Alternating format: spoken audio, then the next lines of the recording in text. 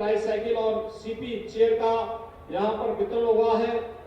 414 पूर्ण दृष्टिबाधित बच्चों को अनुकूलित टैबलेट और 316 पूर्ण श्रवण बाधित बच्चों को श्रवण यंत्र का वितरण, 264 मानसिक मंदित छात्रों को एमआर किट और 55 पूर्ण दृष्टिबाधित बच्चों को ब्रेन किट का यहाँ पर वितरण किया गया है और 116 बच्चों को मुख्यमंत्री बाल सेवा योजना के अंतर्गत लैपटॉप का वितरण हुआ है। मैं इन सभी लाभार्थियों को और इन सभी बच्चों को इस अवसर पर हृदय से बधाई देता हूं, इन सब के प्रति अपनी शुभकामनाएं देता हूं।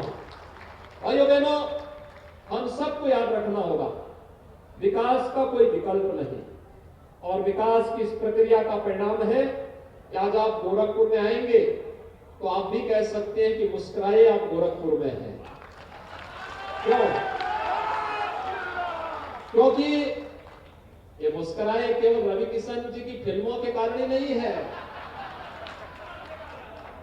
विकास के कारण भी है और विकास के कारण ही रवि किशन जी गोरखपुर में भी आए हैं और फिल्मों का शूटिंग भी करते हैं।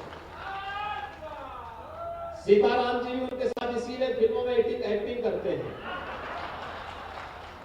और विकास में रुचि लेते हैं।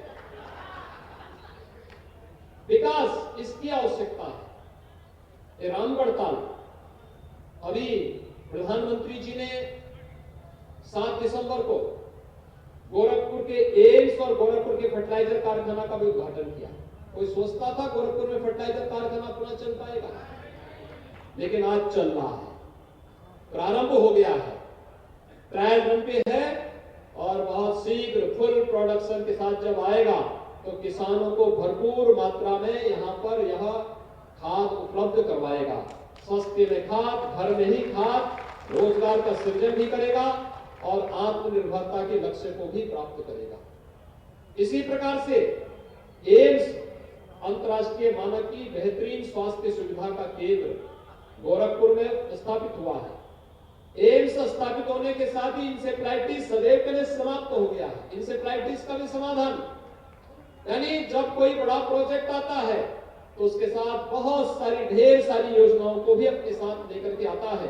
आज उसका लाभ यहाँ पर प्राप्त हो रहा है। इसके साथ ही गोरखपुर में विकास की ढेर सारी योजनाएं, रामगढ़ ताल परियोजना, अभी हम लोग कुछ ही दिनों में नगर निगम के एक नए भवन के लोकार्पण की कार्रवाई संपन्न करेंगे और वाटर स्पोर्ट्स का भी एक नया आधुनिक केंद्र यहीं पर बन रहा है।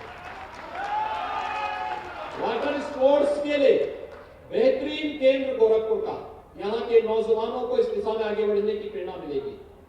गोरखपुर के जू में आप जाते हैं, चिड़ियाघर में कभी जाते हैं? कितने लोग गए हैं? आप लोग गए, घूमने के लिए गए हैं ना, वहां पे रहने के लिए तो नहीं आए थे।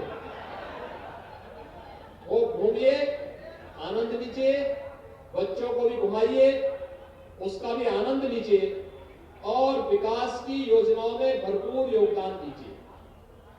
स्पष्ट दृष्टि प्रधानमंत्री मोदी जी की दृष्टि से विकास कैसे होना चाहिए और समग्रता का प्रतीक क्या होता है, ये अगर आपको देखना है, 2 घटनाएं आपके सामने। एक, काशी विश्वनाथ धाम के उद्घाटन कार्यक्रम को आपने देखा होगा। कितने लोगों ने देखा है? काशी विश्वनाथ धाम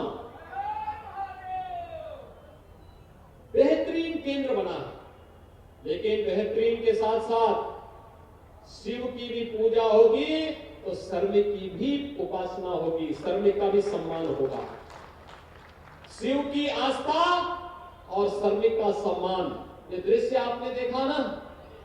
पहली बार प्रधानमंत्री जी के द्वारा श्रमिक को सम्मान देने की कार्रवाई किस रूप में हुई है आपने देखा और कुंभ के समय भी आपने देखा होगा।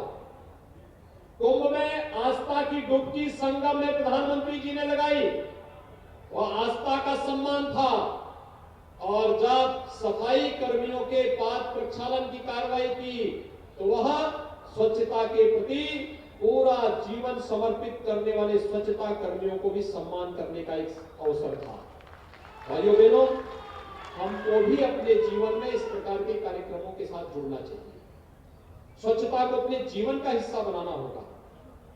समाज के हरेक तबके को सम्मान देना होगा।